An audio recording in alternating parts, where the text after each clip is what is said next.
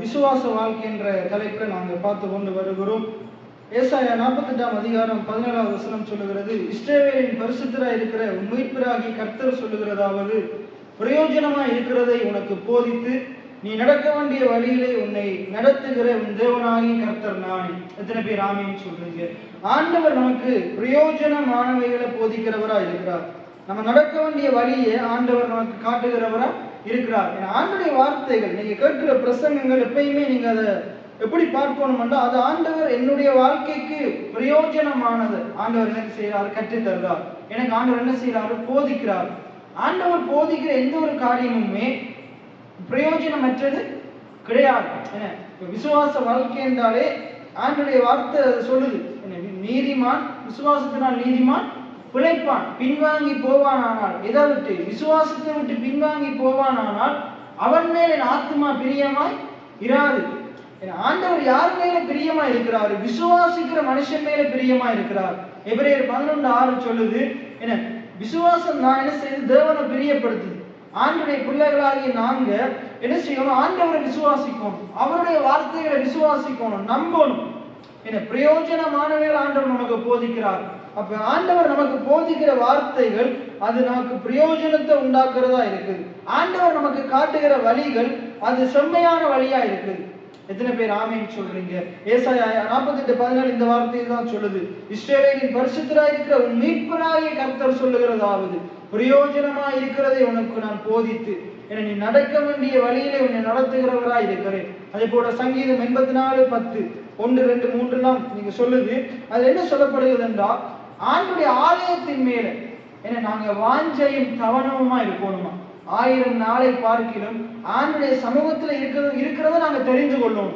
என்ன ஆண்டுடைய சமூகத்துல இருக்கிறத தெரிந்து கொள்ளணும். 2வது, மரியாள் தன்னை விட்டு எடுபடாத நல்ல பங்கை தெரிந்து கொண்டார். என்னது, ஆண்டுடைய பாதத்தில் அமர்ந்து வசனத்தை கேட்கிறது. இப்ப நீங்க தெரிந்து கொள்ள வேண்டிய காரியம், நம்முடைய சபை ஜனங்கள் அனைவரும் தெரிந்து கொள்ள வேண்டிய காரியம் என்னண்டா, என்ன காரியத்தை தெரிந்து கொள்ளணும்டா, எத்தனை தடவை நமக்கு இந்த ஆலயத்துக்குள்ள வந்து கூடுறதுக்கு சந்தர்ப்பம் கிடைக்குதோ அவ்வளவு தடவையும் கூடுறதை தான் என்ன செய்யணும், தெரிந்து கொள்ளணும்.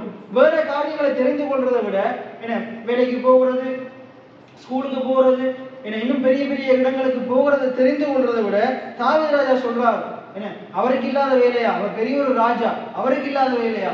அவர் சொல்றாரு, நான் என்னுடைய ராஜ்ய சிங்காசனத்தில் அமர்ந்து நான் இந்த நாட்டு ஆளுகை செய்கிற அந்த காரியத்தை விட நான் என்னத்தை தெரிந்து கொள்வேன் என்றா, ஆண்டுடைய பாதத்தில் அமர்ந்து ஆண்டுடைய சன்னிதானத்தில் இருக்கிறத தான் நான் தெரிந்து கொள்ளுவேன். அதனால ஆண்டவர் அவனை உயர்த்தி வைத்தான்.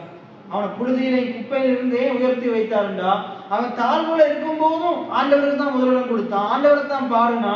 அவன் சிங்காசனத்துக்கு போன போதும் அவன் ஆண்டவருக்கு கொடுக்குற முக்கியத்துவத்தை கொடுத்து கொண்டே இருந்தான், ஆண்டவரை துதித்து கொண்டே இருந்தான். எத்தனை பேர் ஆமீன் சொல்றீங்க? அதே போல அன்றைக்கு நம்முடைய வாழ்க்கையிலேயே நாங்கள் அதைத்தான் முதலாவது தெரிந்து கொள்வோம், ஆண்டுடைய சமூகத்தில் இருப்பதை நாங்க தெரிந்து கொள்ளணும். 2வது, ஆண்டுடைய பாதத்தில் அமர்ந்து அங்க பாருங்க, மாற்றார் பற்பல வேலைகள் என்ன செய்து கொண்டு கவலைப்பட்டு கொண்டிருந்தார். ஆனா தேவையானது ஒன்றே, மரியாள் தண்ணி விட்டு எடுபடாத நல்ல பங்கை தெரிந்து கொண்டான். அப்ப இன்னைக்கு நீங்க ஒரு நல்ல காரியங்களை என்ன செய்திருக்கிறீங்க, தெரிந்து கொண்டிருக்கிறீங்க. ஏன்னா அதே போல இதை நாங்க நம்முடைய பிள்ளைகளுக்கு போதிக்கணும், சொல்லணும். என்ன முதலாவது என்ன செய்ய, ஆண்டுடைய சமூகத்துக்கு போறதை என்ன செய்ய விட்டுடாது, ஆண்டுடைய சமூகத்துக்கு போ.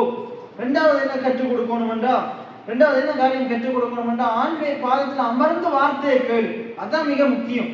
ஆலயத்துக்கு போகிற எண்ணத்துக்கு பிரசங்கி 5ஆம் அதிகாரத்துல நான் அடிக்கடி சொல்லுவேன், ஏன்னா செவி கொடுக்க சேர்வதே நலம்.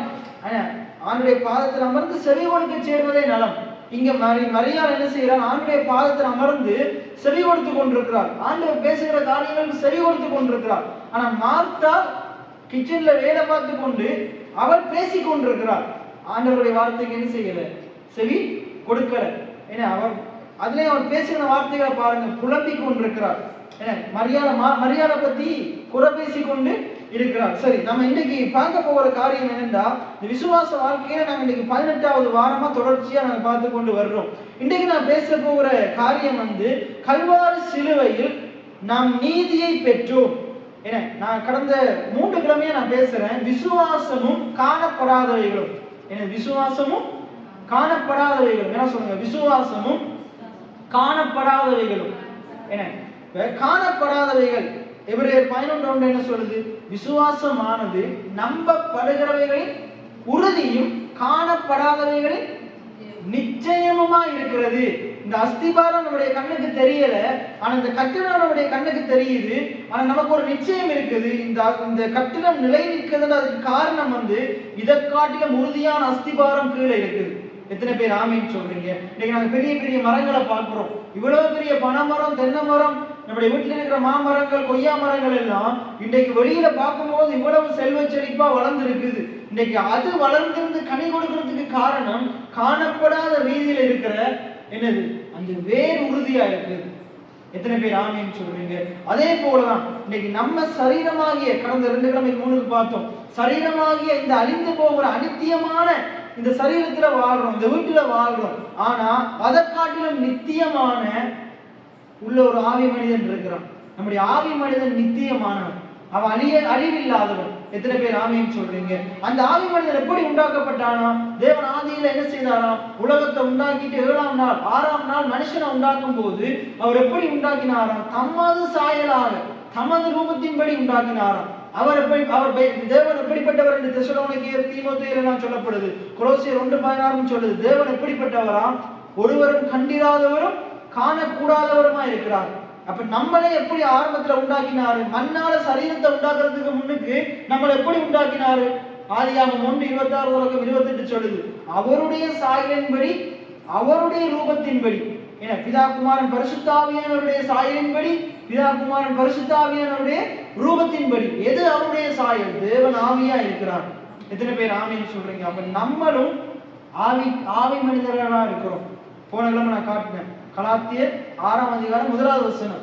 ஏன்னா நீங்கள் எல்லாரும் ஆவிக்குரியவர்கள் என்று அறிந்து, நாங்க யாரா? மாம்சத்துக்குரியவர்கள் அல்ல, ஆவிக்குரியவர்கள். இன்னும் சொல்ல போனா இந்த காணப்படுகிற இந்த உலகத்தை சார்ந்தவர்கள் அல்ல, காணப்படாத தேவனுடைய ராஜ்யத்தை சார்ந்தவர்கள். போன புதன்கிழமை நான் வீட்டுக்கூடத்துல பேசினேன், நாங்க ராஜ்யத்தின் பிள்ளைகள், பொல்லாங்கனுடைய புத்திரர்கள் அல்ல, ராஜ்யத்தினுடைய பிள்ளைகள். எத்தனை பேர் ஆமீன் சொல்றீங்க? ராஜ்யத்தினுடைய பிள்ளைகள். சரி, நான் ஒளியின் அன்பின் குமாரனுடைய ராஜ்யத்துக்கு உட்பட்டவர்கள். இப்படி நிறைய இருக்குது. நம்ம இன்னைக்கு பார்க்க போகிறோம். இதுல பாருங்க போட்டிருக்குது, நாங்க என்ன பார்க்க போறோம்? விசுவாசமும் காணப்படாதவைகளும். இன்னைக்கு நாங்க பார்க்க போகிறோம். எபேசியர் 1ஆம் அதிகாரம் 3ஆம் வசனம் சொல்லுது. என்ன சொல்லுது? எடுத்து வாசிங்க. எபேசியர் 1ஆம் அதிகாரம் 3வது வசனம். எபேசியர் 1ஆம் அதிகாரம் 3வது வசனம். எபேசியர் 1ஆம் அதிகாரம் 3வது வசனம். ஆண்டவர் நம்மளை என்ன செய்திருக்கிறாரு? நம்முடைய கர்த்தராகிய இயேசு கிறிஸ்துவின் பிதாவாகிய தேவனுக்கு ஸ்தோத்திரம். அவர் கிறிஸ்துவுக்குள் உன்னதங்களில் ஆவிக்குரிய சகல ஆசீர்வாதத்தினாலும் நம்மை ஆசீர்வதித்து இருக்கிறார். அதுல போட்டிருக்கு பாருங்க, அவர் உன்னதங்களிலே, காணப்படாத உலகத்திலே. எத்தனை பேர் ஆமீன் சொல்றீங்க? உன்னதங்களிலே, காணப்படாத உலகத்திலே, கண்ணுக்கு புலப்படாத ரீதியிலே நம்மை சகல ஆசீர்வாதங்களினாலும் ஆசீர்வதித்து இருக்கிறார். இப்ப காணப்படுகிற ஆசீர்வாதம் ஒன்று இருக்குது, காணப்படாத ஆசீர்வாதம் ஒன்று இருக்குது. நாங்க கொலோசியர் 2:16 போன கிழமை வாசிச்சோம், அது இன்னும் முடிக்கல. நாங்க எதிர்காலத்துல பார்ப்போம் சேர்ச்சில. அது என்ன பார்த்தோம்டா, பரலோகத்தில் உள்ளவைகளும் பூமியில் உள்ளவைகளும் ஆகிய, என்ன போட்டிருக்கு சொல்லுங்க, என்னோட சேர்த்து சொல்லுங்க. பரலோகத்தில் உள்ளவைகளும் பூமியில் உள்ளவைகளும் ஆகிய, காணப்படுகிறவைகளும் காணப்படாதவைகளும், என்ன சகல வஸ்துக்களும், துரைத்தனங்கள், அதிகாரங்கள், கர்த்தத்துவங்கள் எல்லாம் அவர் மூலமாக, அவரை கொன்று உண்டாக்கப்பட்டது. எத்தனை பேர் ஆமீன் சொல்றீங்க? இன்னைக்கு நமக்கு கண்ணுக்கு தெரிகிற எல்லா மனிதர்களும், உலகத்துல இன்னைக்கு 800 கோடி மனிதர்கள் இருக்கிறாங்க. எல்லா மனிதர்களும் எல்லா மனிதர்களும் அவர் மூலமாக தான் உண்டாக்கப்பட்டாங்க. அவரை கொண்டுதான், இயேசுவை கொண்டுதான், வார்த்தையை கொண்டுதான் உண்டாக்கப்பட்டாங்க.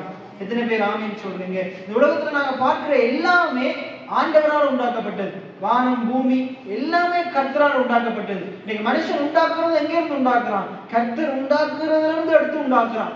மற்ற கர்த்தர் கொடுத்த ஞானத்தை பயன்படுத்தி உண்டாக்குறான். முதலாவது கண்டுபிடிப்பை கர்த்தர் தான் கண்டுபிடிச்சார்.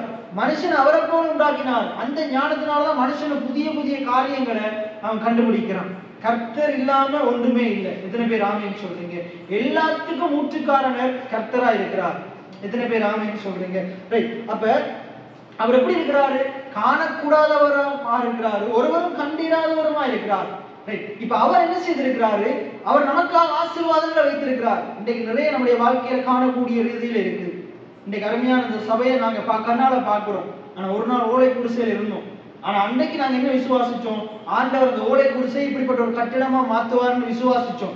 ஆண்டவர் அப்படி மாத்தி இருக்கிறார். இன்றைக்கு என்னத்தை விசுவாசிக்கிறோம்? இப்படியே நிக்க போறது கிடையாது. ஆண்டவர் இதை காட்டிலும் மகிமையானது, மிகப்பெரியதை ஆண்டவர் நமக்காக வைத்திருக்கிறார். ஆண்டவர் இந்த கூடாரத்தின் அகலத்தை விசாலமாக நினைக்கிறார். எத்தனை பேர் ஆமென் சொல்றீங்க? அப்ப இன்றைக்கு நம்ம என்னத்தை பார்க்கிறோம்? அடுத்த நாளைய தினத்தை குறித்து கவலைப்படல. ஆண்டவர் இதற்காரிலும் மேன்மையான காரியத்தை செய்வார். இதே போல நீங்களும் உங்களுடைய வாழ்க்கையில நீங்க ஒரு படியிலிருந்து அடுத்த படிக்கு வந்துட்டீங்கன்னா, ஆண்டவரை விசுவாசிச்சு அடுத்த கட்டத்தை பாருங்க. கர்த்தர் இன்னும் உங்களை உயர்த்த வல்லவரா இருக்கிறார். சரி, அப்ப காணப்படாதவைகள் என்ன? அப்ப ஆண்டவர் எப்படிப்பட்டவர்? காண கூடாதவர், ஒருவரும் கண்டிராதவர். இப்ப ஆண்டவர் பைபிள் என்ன சொல்றதுண்டா, நாங்க போன நம்ம வாசிச்சோம், காணப்படுகிறவைகள் இருக்குது, காண கூடாதவைகள் ஒன்று இருக்குது. என்ன? காணக்கூடாதவைகள். ரைட். இப்ப நம்ம எபேசியர் 2:3 வாசிச்சோம்.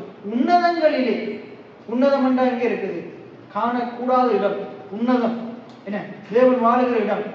கீழே நீங்க எபேசியர்ல வாசிட்டு போனீங்கன்னா, உன்னதங்களிலே நம்ம அவர் அனுசரிக்கிறாரா? பிதாவின் வலது வருஷத்துல இயேசு இருக்கிறாரா? அதுக்கு அங்கால நாங்க என்ன செய்யறோமா? அவரோடு கூட உட்கார்ந்து இருக்கிறோமா? உன்னத கிறிஸ்து இயேசுவோடு கூட நாங்களும் உட்கார ஆண்டு நம்மளை உட்கார வைத்திருக்கிறாரா? நீங்க எபேசியர் 2:3 வாசிச்சீங்கன்னா அது இருக்குது.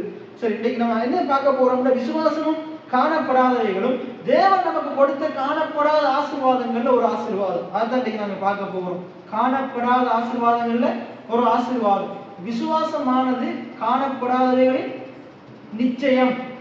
என்னது? இதெல்லாம் சொல்லுங்க. விசுவாசமானது காணப்படாதவைகளின் நிச்சயம். நான் போன 2 கிழமையா பேசினேன். கல்வாரி சிலுவையை உங்களை கொண்டு போய் நிப்பாட்டும் போது என்ன, அங்க இருக்கிற ஆணியை பாக்குறீங்களா, சிலுவையை பாக்குறீங்களா? நான் போன ஞாயிற்றுக்கிழமை பேசுறேன். என்னத்தை பார்ப்போம்? நாங்க அவர் நமக்காக பாவமானார், நாங்க நீதிமான்கள் ஆக்கப்பட்டோம். இரண்டாவது, அவர் நமக்காக சாபமானார். அது கண்ணால பார்த்தா தெரியாது, ஆனா வசனம் அதை வெளிப்படுத்துது. பரிசுத்த ஆவியானவர் அதை வெளிப்படுத்துறார். எத்தனை பேர் ஆமென் சொல்றீங்க? அப்ப அவர் நமக்காக சாபமானாரு, ஆபிரகாமின் ஆசீர்வாதத்தை பெற்றுக் கொண்டோம். அவர் நம்முடைய நோய்களை சுமந்து கொண்டாரு, நாங்க என்ன செய்யப்பட்டோம்? நாங்க குணமாக்கப்பட்டோம். அவர் நமக்காக தலை குனிந்தாரு, நாங்க தலை நிமிர்ந்து வாழ ஆண்டு வழிவாசலை திறந்து கொடுத்தார். என்ன, இப்படி சொல்லிக்கொண்டே போகலாம். இன்னும் நிறைய காரியங்கள் இருக்குது. ரைட். இன்றைக்கு நாங்க பார்க்க போகிற காரியம் என்னன்னா, அவர் கல்வாரி சிலுவையில என்ன செய்தாரு? நம்முடைய பாவங்களை ஏற்றுக்கொண்டு நமக்கு குமாரன் அவருடைய நீதியை தந்தார். இயேசு அவருடைய நீதியை தந்தார், நம்மளை நீதிமான மாற்றினார். இதை ஏற்கனவே நான் நிறைய தடவை பேசியிருக்கிறேன். ஆனா இந்த காணப்படாத ஆசீர்வாதம், நாங்க நீதிமான் என்றது இன்னைக்கு நம்ம என்ன, நீங்க நம்மளே போயிட்டு பார்ப்போமா இருந்தா, நம்ம நீதிமான்கள் என்று சொல்றதுக்கு பாத்திரவான்கள் அல்ல. ஐயோ பினகாஸ், நான் இவ்வளவு பாவம் செய்யறேனே, சரி நான் வெளியில செய்யறாட்டி என்னுடைய சிந்தையில பாவம் இருக்குது, அப்ப எப்படி நாங்களே நீதிமான் என்று சொல்லலாம்? என்ன, நம்ம கண்ணால பார்க்கும் போது, நம்முடைய உலக பிரகாரமான சிந்தையால யோசிக்கும் போது நான் நீதிமான் என்று சொல்லவே முடியாது, மற்றவர்களை பார்த்தா நீதிமான் என்று சொல்லவே முடியாது. ஆனா வேத வசனம் என்ன சொல்லுதுன்றா, நான் உங்களுக்கு போன நம்ம சொன்னேன், இந்த சரீரத்தை கண்ணாடியில பார்த்தா இந்த சரீரத்துல என்ன இருக்குன்னு தெரியும். ஆனா வசனத்துல நாங்க பார்க்கும்போது நம்முடைய ஆவி மனுஷன் நாங்க யாருன்றது தெரியும். வேதம் சொல்லுது, இயேசுவின் ரத்தத்தினால கழுவப்பட்ட நாங்க, மறுபடி எழுந்த நாங்க, மறுபடி புதிய சிருஷ்டியாக பிறந்த நாங்க நீதிமான்களா இருக்கிறோம். எத்தனை பேர் ஆமென் சொல்றீங்க? ஏனென்றா அவர் தம்முடைய நீதி நமக்கு தந்திருக்கிறார். வேதம் சொல்லுது, நம்முடைய நீதி, நம்முடைய சுயநீதி அழுக்கான கந்தை. ஏன்னா அழுக்கான கந்தை, ஏன்னா அழுக்கான நிறைய அழுக்குகள் நிறைந்த கந்தையா இருக்குது. ஆனா ஆண்டவர் என்ன செய்திருக்கிறார்? ஆட்டுக்குட்டியானவர் என்ன செய்திருக்கிறாரு? அவர் நம்மளோட ரத்தத்தினால தோய்த்து வெளுத்து இருக்கிறார். எத்தனை பேர் ஆமென் சொல்றீங்க? நாங்க ரத்தத்தினால கழுவப்பட்டவங்களா இருக்கிறோம். ஃபாதர் எழுதியிருக்கிறார் அவர் புத்தகத்துல, நீதிமான், நான் நீதிமான், ரத்தத்தால கழுவப்பட்ட நீதிமான். எதனால நான் நீதிமான்? ரத்தத்தால கழுவப்பட்ட நீதிமான். இந்த காலம்புற அதிகாலையில் ஆண்டவர் எழுப்பி விட்டாரு. அப்ப இருந்து நான் என்ன செய்தேன்? வசனங்களை தியானித்து கொண்டிருக்கும் போது அந்த இளையகுமாரனுடைய சம்பவத்துக்கு போனோம். அங்க போகும்போது அதை நான் பின்னுக்கு முடிக்கும் போது பேசுறேன். அதுக்குள்ள நிறைய ஆழமான சத்தியங்கள் இருக்குது.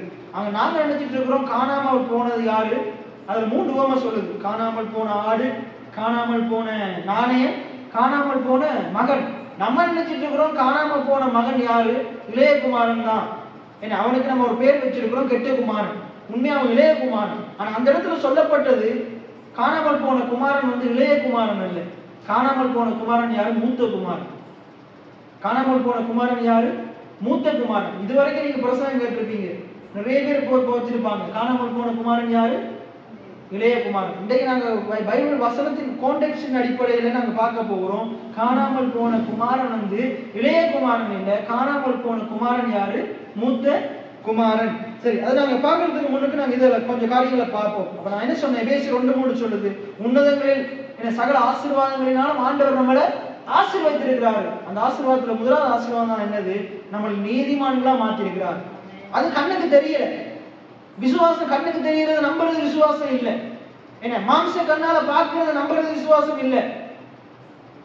காணாதிருந்து விசுவாசிக்கிறவர்கள் பாக்கியவான்கள். நம்மளை நாங்க மாம்ச ரீதியில பார்க்கும்போது, யோசிச்சு சிந்திச்சு பார்க்கும்போது, நான் நீதிமான் என்று சொல்றதுக்கு நானும் பாத்திரவான்கள் அல்ல, இந்த இடத்துல இருக்கிற ஒருத்தரும் பாத்திரவான்கள் அல்ல. ஆனா ஆண்டவர் உங்களை சொல்றாரு, நான் உன்னை ரத்தத்தினால கழுவினபடினால, நான் என்னுடைய ரத்தத்தை உனக்கு விலக்கிரயமா கொடுத்தபடினால, நான் என்னுடைய நீதியை, குமாரனுடைய நீதியை உனக்கு கொடுத்தபடினால நீ நீதிமானா இருக்கிற. எத்தனை பேர் ஆமேன்னு சொல்றீங்க? இப்ப எல்லாரும் திருப்பி கொள்ளுங்க. இப்ப நான் உங்களுக்கு காட்டுகிற வசனங்கள் மிக முக்கியம், நீங்க எடுத்து வாசிக்கணும். ரோமர் 1 அதிகாரம், ரோமர் 1 அதிகாரம், ரோமர் 1 அதிகாரம் 16வது 17வது வசனம். ரோமர் 1 அதிகாரம் 16வது 17வது வசனம். கிறிஸ்துவின் சுவிசேஷத்தை குறித்து நான் வெட்கப்படேன். முன்பு ஜூதரிலும் பின்பு கிரேக்கரிலும் விசுவாசிக்கிறவன் எவனோ அவனுக்கு ரட்சிப்பு உண்டாவதற்கு அது தேவ பலனாய் இருக்கிறது. கிறிஸ்துவின் சுவிசேஷம் என்ன சொல்லுது என்றால், நம்மளை நீதிமான் என்று சொல்லுது. ஆண்டவர் பாவியை நீதிமானாக்கிட்டார் என்று சொல்லுது. பாவியை நீதிமானாக்கும்படிக்கு அவர் இறங்கி வந்தார் என்று சொல்லுது. பாவிகளுக்காக மரிப்பதற்காகவே இயேசு கிறிஸ்து வெளிப்பட்டார் என்று சொல்லுது சுவிசேஷம்.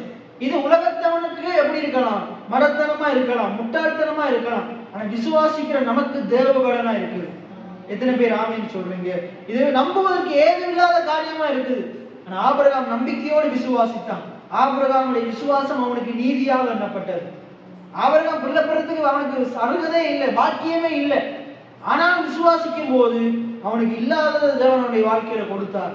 இன்னைக்கு நம்ம கிரியைகளின் படி பார்த்தா நாங்க நீதிமான்கள் இல்லை. நாங்க பாவியில பிரதான பாவி என்று பவுல் சொன்னது போல நாங்களும் பாவியில பிரதான பாவிகள் தான்.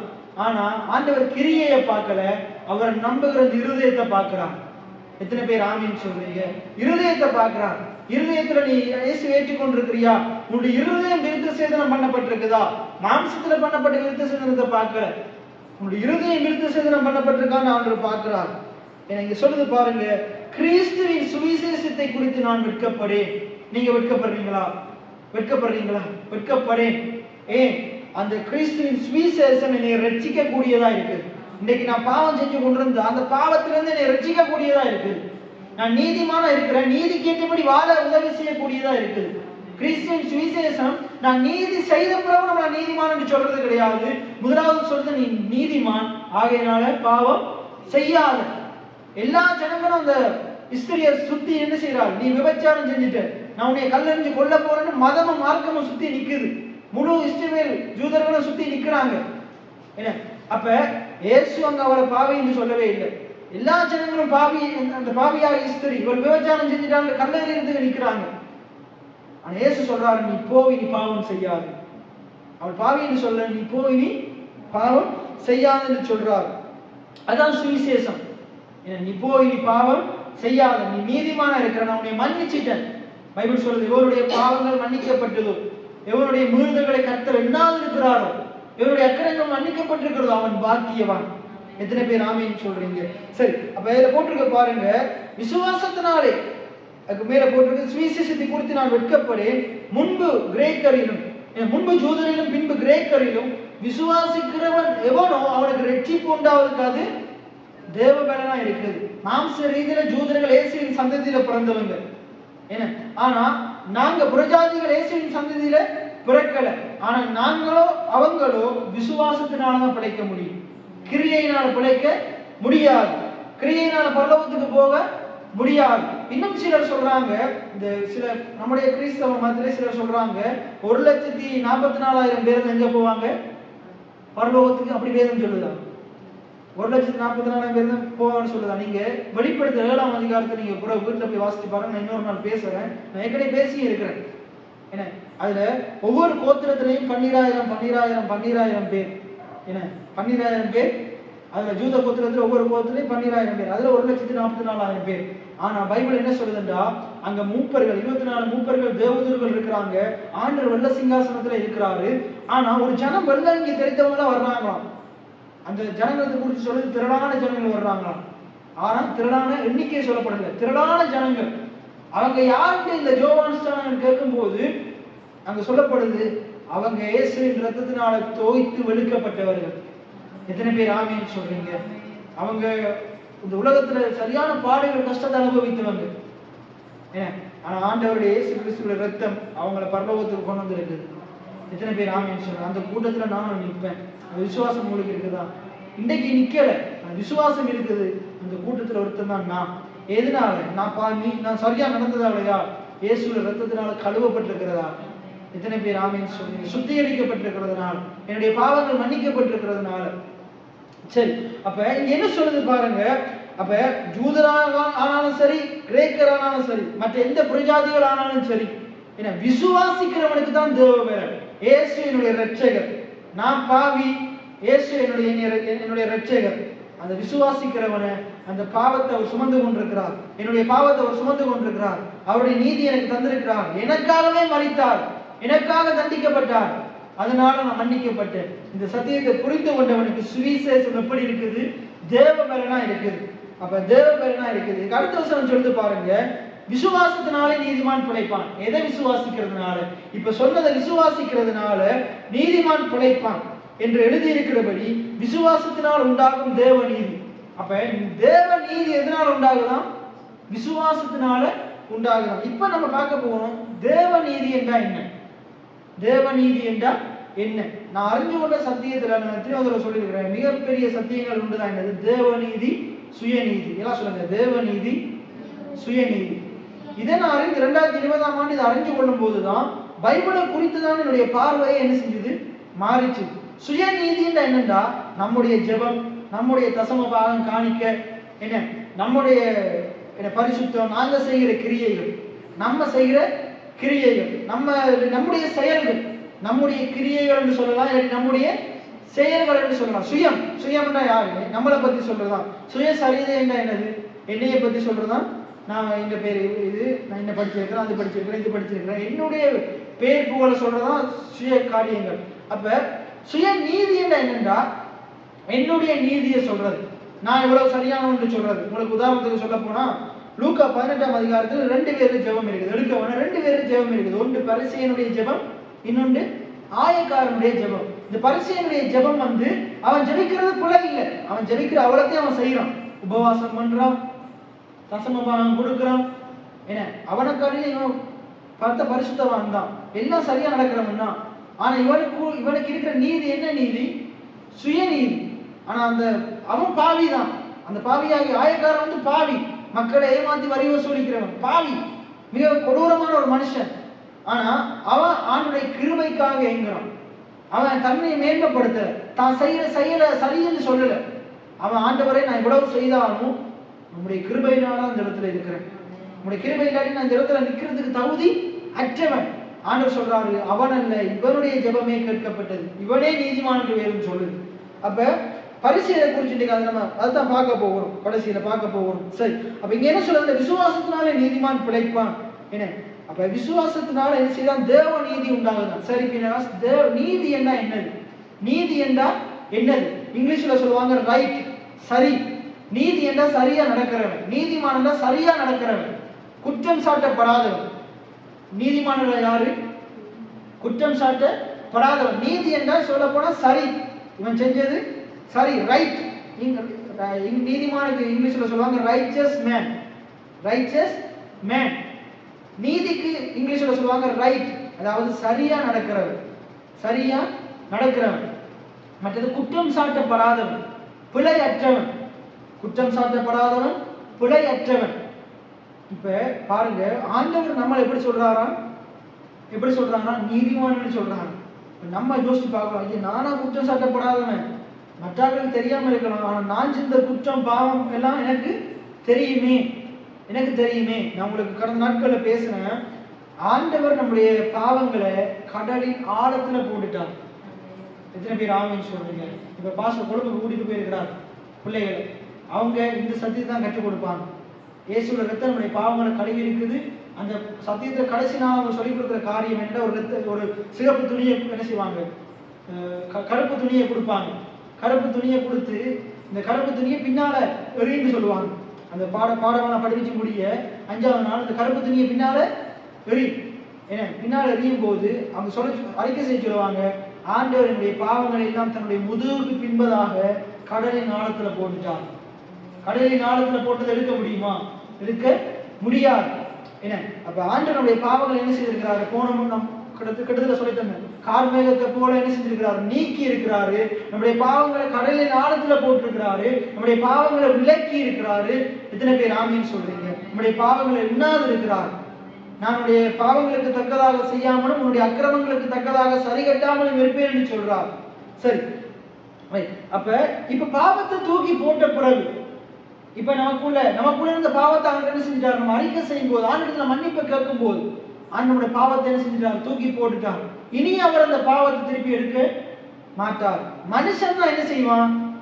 விழுந்து போன இடத்துக்கு திருப்பி பண்டியை போல நாயை போல கக்கினதை தின்னுவான். ஆண்டவர் தூக்கி போட்டதை திருப்பி எடுக்க மாட்டார். எத்தனை பேர் ஆமீன் சொல்றீங்க? திருப்பி எடுக்க மாட்டார். அப்ப இங்க என்ன சொல்லப்படுதுன்னா, விசுவாசத்தினாலே தேவ நீதி உண்டாகுதான். நமக்கு தேவ நீதி, நம்ம எப்படி நீதிமான்களாக்கப்பட்டோம் என்றால் இயேசுவை விசுவாசிச்சதுனால நீதிமான்களாக்கப்பட்டோம். இப்ப நீதி நமக்கு எப்படி கிடைச்சது என்றால், இயேசு கல்வாரி சிலுவையில நீதியை நமக்கு இலவசமா சம்பாதித்து கொடுத்தார்.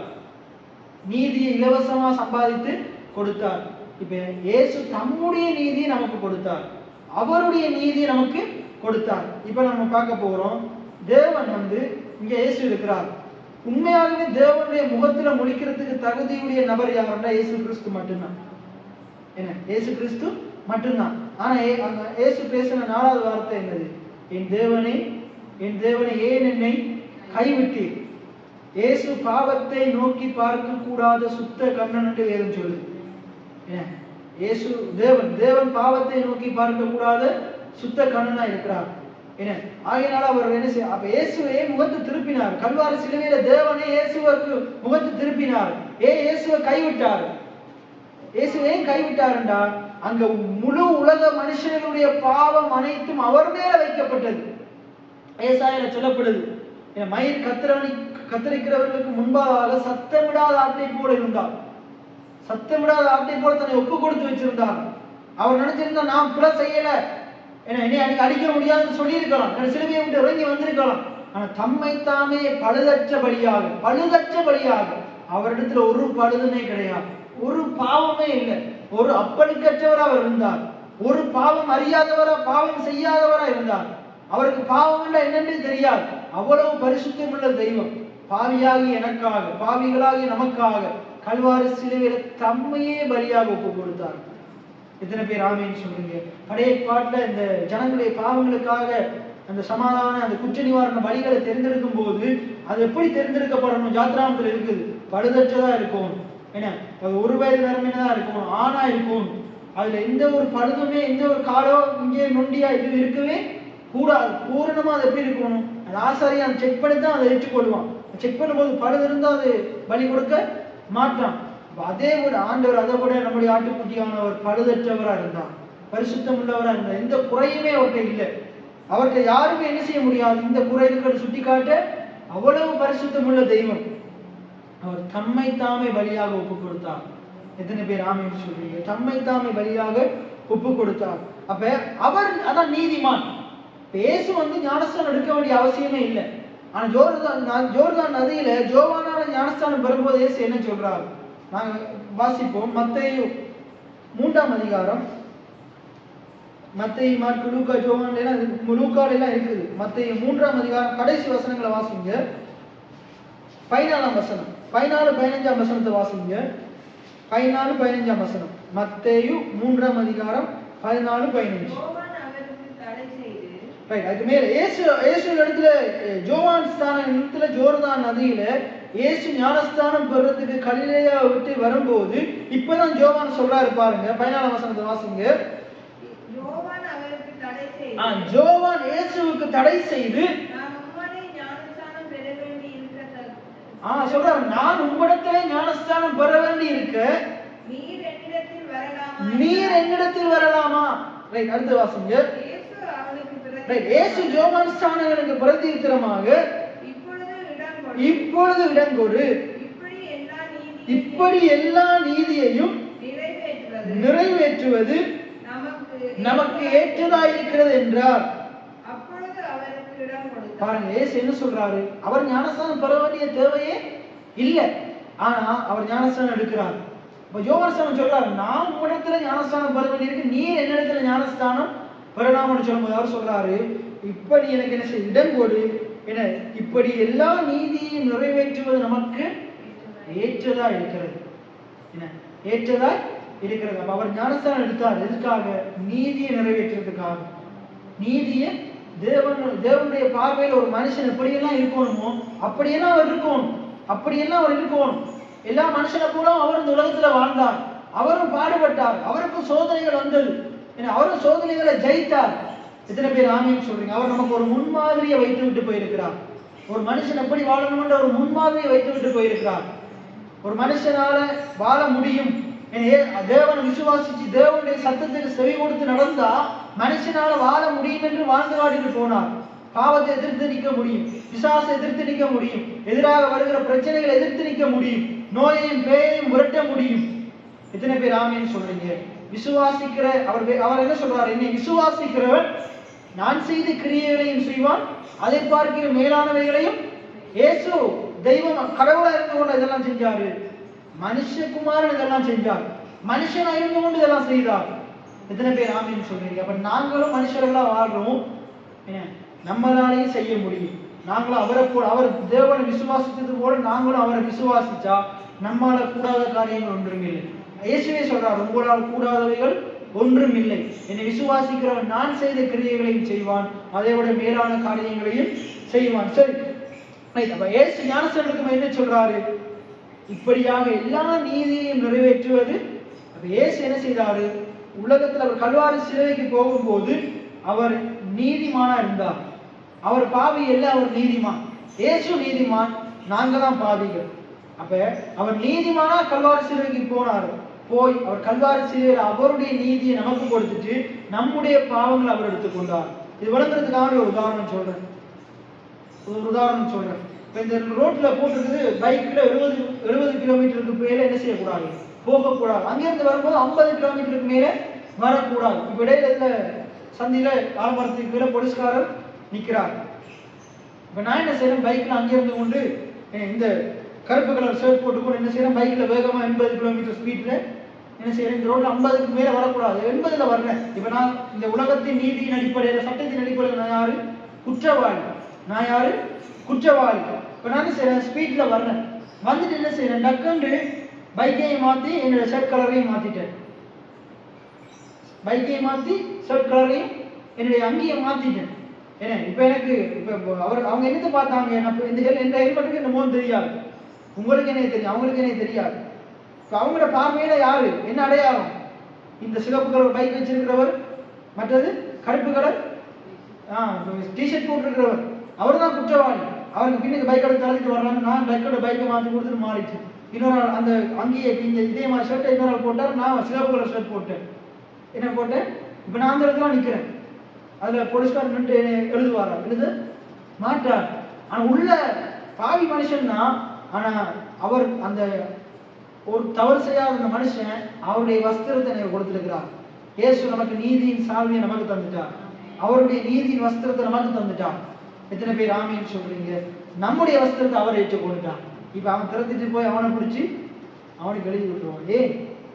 பைக் சரி, சிவப்பு கலர் பைக், மற்றது அங்கி அதே அங்கி விளங்குதா? அதே போலதான் நம்ம தான் பாவிகள், நம்ம தான் அங்கே தொங்கி இருக்கோம், நம்ம தான் அடிக்கப்பட்டிருக்கோம். நம்முடைய சுயநீதி அவர் எடுத்துக்கொண்டு, நம்முடைய பாவத்தை அவர் எடுத்துக்கொண்டு, நம்முடைய சாபங்கள் எல்லாத்தையும் அவர் எடுத்துக்கொண்டு அவருடைய நீதியை நமக்கு தந்திருக்கிறார். அதனாலதான் நாங்கள் நீதிமான். எத்தனை பேர் ஆமேன்னு சொல்றோம்? எத்தனை பேருக்கு விளங்குது? அதனாலதான் நாங்கள் நீதிமான்கள். அப்ப இயேசு நமக்காக எல்லா நீதியையும் உலகத்துல நிறைவேற்றினார். அப்பழுக்கற்றவரா வாழ்ந்தார். அவருக்கு நிறைய சோதனைகள் வந்தது. சோதனைகள் அவர் அகப்படல, சோதனைகளை ஜெயித்தார். ஆதாம படைக்கும் போது ஆதாமுக்கு முதலாவது சோதனை என்னது? முதலாவது சோதனை என்னது? நீ இத புசிச்சி என்ன நீ தேவனை போல மாறுவ. அந்த முட்டாளுக்கு தெரியல, அவன் ஏற்கனவே தேவனை போலதான் உண்டாக்கப்பட்டான்.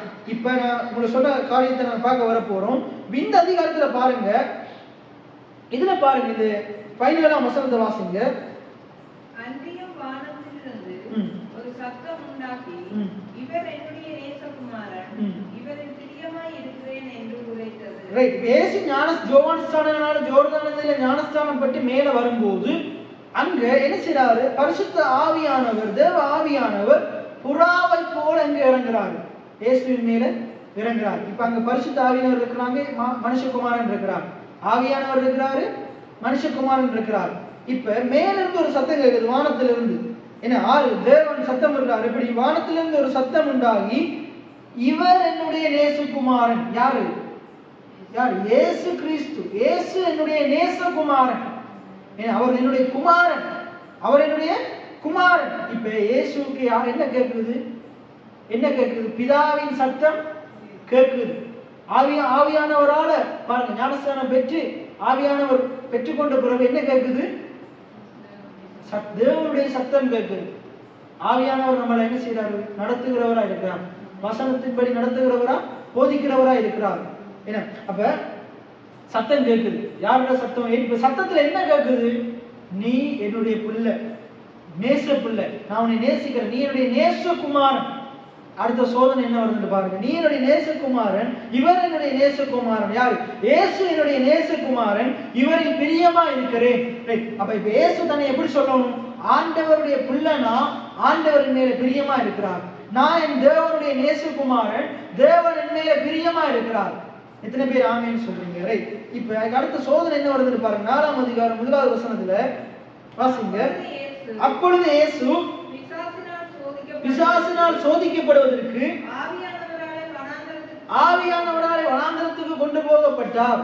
அவர் இரவும் பகலும் 40 நாள் உபவாசமாய் இருந்த பின்பு அவருக்கு பசி உண்டாயிற்று.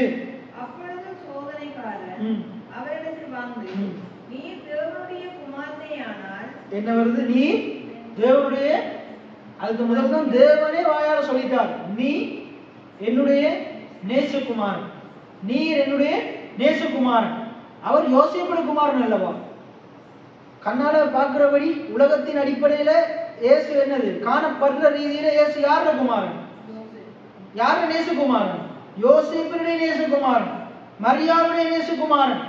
காணப்படுற ரீதியில, காணப்படாத ரீதியில ஆவியானவரை சொல்லிட்டார்.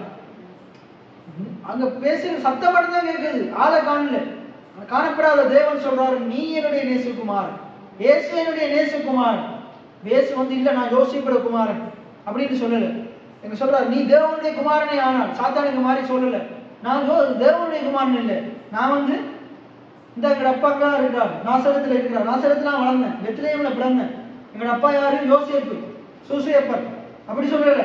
எங்க தாய் மரியா, நான் அவங்களோட நேசகுமாரன், தேவனுக்கு எனக்கு யாருன்னு தெரியல, அப்படி சொல்லல. சத்தம் கேட்டு என்ன செய்தாரு? தீர்மானிச்சுட்டாரு, நான் இந்த உலகத்துல பிறந்த மரியாளுடைய ஜோசேப்புடைய பிள்ளைன்றது இந்த உலகத்துக்குரிய காரியம். இதை விட எது நிச்சயமான? நான் தேவனுடைய பிள்ளை. இன்னைக்கு அதே போல என்னால சொல்ல முடியும், நான் இவருடைய பிள்ளைன்றதை விட நான் தேவனுடைய பிள்ளை. அதுதான் நித்தியமானது. இது கொஞ்ச காலம் தான். எது நித்தியமானது? அதுதான் நித்தியமானது. எத்தனை பேர் ஆமேன்னு சொல்றீங்க? இந்த உலகத்துக்குள்ள நீங்க அம்மா அப்பாவோட வயிற்று அம்மா அப்பா மூலமா வந்திருக்கலாம். அதை விட எது நிச்சயமானது என்றால் நீங்க தேவனுடைய பிள்ளைகளா இருக்கிறீங்க. யோவான் 1 யோவான் எல்லாம் சொல்லப்படுது, நீங்க தேவனுடைய பிள்ளைகளா இருக்கிறீங்க. என்ன சொல்ற? நான் தேவனுடைய பிள்ளை. எத்தனை பேர் ஆமேன்னு சொல்றீங்க? அப்ப இங்க இயேசு என்ன சொல்றாரு? நீ தேவனுடைய. பிசாசு கேட்கிறான், நீ தேவனுடைய குமாரனே ஆனார். என்ன சொல்றான்? நீ இந்த கிரியை செஞ்சாதான் தேவனுடைய பிள்ளை. நீ இதை உன்னுடைய கையினால, நீ உன்னுடைய காரியத்தினால பிரயாசப்பட்டு, உன்னோட உடலினால பிரயாசப்பட்டு என்ன நீ இதை செய்தாதான் நீ தேவனுடைய பிள்ளை. இன்றைக்கும் அநேக தவறான உபதேசம் என்னன்னா, நீங்க இப்படி நடந்தாதான் அப்படி நடந்தாதான் ஆண்டவர் உங்களை நேசிக்கிறார், நீங்க தேவனுடைய பிள்ளைகள். அதான் சொல்ல, நீங்க நீதியின் கிரியைகளை செய்தாதான் நீதிமான்கள் அப்படின்றது சரியான உபதேசமா? அது பிசாசின் உபதேசம். ஆண்டவர் இப்ப சொல்றாரு, இயேசு பாருங்க, அதுக்கப்புறம் இதுக்கு முன்னுக்கு ஒரு ஊழியமுமே செய்யல. இயேசு இதுக்கு பிறகுதான் ஊழியம் செய்கிறார். இதுக்கு பிறகுதான் இப்ப எல்லாரும் இப்படி சொல்லிருக்கலாம், இயேசு ஆண்டவரே நான் இன்னும் உங்களுக்கு பிள்ளை மாதிரி நடந்து கொள்ளவே இல்லை, இப்பதான் நீங்க என்னோட பேசுனீங்க, பிள்ளைன்னு சொன்னீங்க, இல்ல நம்முடைய பிள்ளைன்னு சொல்றதுக்கு பாத்திரனே இல்லை, நம்முடைய பிள்ளை மாதிரி நடந்து கொள்ளவே இல்லையே, நான் பிள்ளை மாதிரி நடந்து கொள்றேன், அதுக்கப்புறம் உங்களுடைய பிள்ளை ஆகிறேன் அப்படி சொல்லல. எனக்கு பிதா அங்கிருந்து சொல்லல, நீ என்னுடைய பிள்ளையை போல் நீ நடந்து கொள்ளு, நான் உன்னுடைய பிள்ளைன்னு சொல்றேன் அப்படி சொன்னாரா? அப்படி சொல்லல. இல்லை நீங்க சோதனையை வைக்கிறேன், பிசாசை நீ மேற்கொண்டியதான் நீ என்னுடைய பிள்ளை அப்படி சொல்லல. நீ ஏற்கனவே என்னுடைய பிள்ளை அப்படின்னு சொல்றார். இன்னைக்கு ஆண்டு உங்களை பார்த்து சொல்றாரு, என்ன நீ நீதிமான். நீங்க சொல்லலாம், நான் நீதி செய்யவே இல்லையே. ஆண்டு சொல்றாரு, நீ நீதிமான், போய் நீ நீதியை செய், பாவம் செய்யாது. எத்தனை பேர் ஆமேன்னு சொல்றீங்க? இப்ப நீங்க நீதிமான் ஆண்டு அறிவிச்ச பிறகு போகும்போது நீங்க பாவம் செய்யறதுக்கு ஏதோ பிசாசு நிறைய சோதனைகளை கொண்டு வருவான், சொல்லுவான் நீ இதை செய்ய அதை செய்ய செய்யணும். இல்ல நான் நீதிமானா இருக்கிறேன். எத்தனை பேர் ஆமேன்னு சொல்றீங்க? எத்தனை பேர் ஆமேன்னு சொல்றீங்க? சரி ரைட். அப்ப இங்க வருது அங்க அதுக்கப்புறம் உப்பரிகை மேல கொண்டு போயிட்டு இதான் நடக்குது. நீ இவரானால் இதை செய்யும். ஆண்டு செய்யவே இல்லை, ஏனென்றா அவருக்கு தெரியும் நான் நீதிமான். நீ சொல்றதை செய்யறதுனாலதான் நான் நீதிமான நிரூபிக்க வேண்டிய அவசியம் இல்லை. நீ சொல்றதை செய்கிறதுனால அல்ல, ஆண்டவர் என்னைய பார்த்து நீ நீதிமான் என்று சொன்னதுனால நான் நீதிமானா இருக்கிறேன். எத்தனை பேர் ஆமேன்னு சொல்றீங்க? நான் அவர் என்னைய பார்த்து நேசகுமாரன் என்று சொன்னதுனால நான் நேசகுமாரனா இருக்கிறேன். நீ சொல்றதை செய்யறதுனால நான் நேசகுமாரன் கிடையாது. ஆண்டவர் நேசகுமாரன் என்று சொன்னதுனால நான் நேசகுமாரன். எத்தனை பேர் ஆமேன்னு சொல்றீங்க? இன்னைக்கு எத்தனை பேருக்கு நிச்சயம் இருக்குது? வேதத்துல நான் நீதிமான்னு தேவன் எழுதி இருக்கிறதால நான் நீதிமான். எத்தனை பேர் ஆமேன்னு சொல்றீங்க? என்னுடைய செயல்களினால நான் நீதிமான் ஆகல, விசுவாசத்தினால நான் நீதிமான் ஆனேன். இதுதான் ரோமர் அதுல சொல்லப்படுது, 1:17 சொல்லப்படுது. விசுவாசத்தினால் உண்டாகும் தேவநீதி. என்னத்தினால் உண்டாகும் தேவநீதி? விசுவாசத்தினால் உண்டாகும் தேவநீதி. எத்தனை பேர் ஆமேன்னு சொல்றீங்க? ரைட். இப்ப இன்னொரு காரியத்தை நாங்க கடைசியா நாங்க பார்த்து முடிப்போம். இப்ப நான் முதல் சொன்னது போல லூக்கா 15ஆம் அதிகாரத்தை எடுத்துக்கொள்ளுங்க. லூக்கா 15ஆம் அதிகாரம். லூக்கா 15ஆம் அதிகாரத்துல என்ன நடக்குது என்றால், அதுக்கு முன்னுக்கு 14ஆம் அதிகாரத்துல இயேசுவுக்கும் பரிசேயருக்கும் இடையில மிகப்பெரிய காரியங்கள் போய்கொண்டிருக்குது. இயேசுவுக்கும் பரிசேயருக்கும் இடையில நிறைய காரியங்கள் போய்கொண்டிருக்குது. போய்கொண்டிருக்கும் போதுதான் இயேசு என்ன செய்யறாரு? அவங்களுக்கு விளக்கம் சொல்றதுக்காக இயேசு என்ன செய்யறாரு? ஒரு உவமையை சொல்றாரு. ஆண்டவர் ஒரு உவமையும் சொல்றார். அதை சொல்லும் போதுதான் அதுல பாருங்க, லூக்கா 15ஆம் அதிகாரம் 1வது 2வது வசனத்தை வாசிங்க. லூக்கா 15:1 வேகமா நாங்க பார்த்து முடிப்போம். சகல ஆயக்காரரும் பாவிகளும் அவருடைய வசனத்தை கேட்கும்படி அவரிடத்தில் வந்து சேர்ந்தார்கள். ரைட். பாருங்க, யார் அவருடைய வசனத்தை கேட்க யார் வாரா? பரிசுத்தவான்கள், நீதிமான்கள், அப்படி அவங்கள வர்றாங்க. பாவம் செய்யாதவங்க யார் வர்றா? பாவிகள், ஆயக்காரர்கள். பாவிகள், ஆயக்காரர் அவங்க வரி வசூலிக்கிறவங்க. பாவிகள் ஏன்னா ஜூதர்கள் மத்தியில் இவங்க எல்லாம் ஒதுக்கப்பட்டவங்க, கிட்டே சேர்க்க மாட்டாங்க. பாவிகள், ஆயக்காரர்கள் அவருடைய வசனங்களை கேட்கும்படி அவரிடத்தில் வந்து சேர்ந்தார்கள். நிறைய பேர் வந்து சேரணும். எதுக்கு? வசனத்தை கேட்கறதுக்கு. இயேசுவோட வசனத்தை கேட்கறதுக்கு மதவாதிகள் வர மாட்டாங்க. இன்னைக்கு நம்முடைய சபையில இருக்கிற கிறிஸ்தவத்தை மத ரீதியை பின்பற்றவங்க வசனத்தை கேட்க, அவங்களுக்கு ஞாயிற்றுக்கிழமை சும்மா இந்த இடத்த தலையை காட்டினா காணும். முன்னோர்களோட பாரம்பரியத்தை பின்பற்றினா மதவாதிகள். அப்படிப்பட்டவங்க யாரு? மதவாதிகள். என்ன? ஆனா மதவாதிகள் இல்லை. இதுல சகல ஆயக்காரரும் பாவிகளும் அவருடைய வசனங்களை கேட்கும்படி அவரிடத்தில் வந்து சேர்ந்தார்கள். மற்ற வாசிங்க.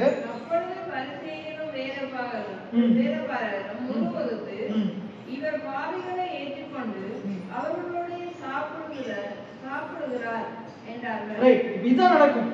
இப்ப நம்ம இப்படியெல்லாம் கூட்டங்களை வச்சு வரும்போது அவங்க என்ன செய்வாங்க? அவங்களுக்கு குறை பேசிக்கொண்டு, அவங்களும் வரமாட்டாங்க, குறை பேசிக்கொண்டு, மதவாதிகள் குறை பேசிக்கொண்டு, எங்களுக்கு வேற வேலை இல்லை, இந்த 8 மணி ஆகுது சாப்பிட்டு தூங்காம இருந்து வசனத்தை கேட்டுக்கொண்டிருக்கிறாங்க. யாரு? மதவாதிகள்.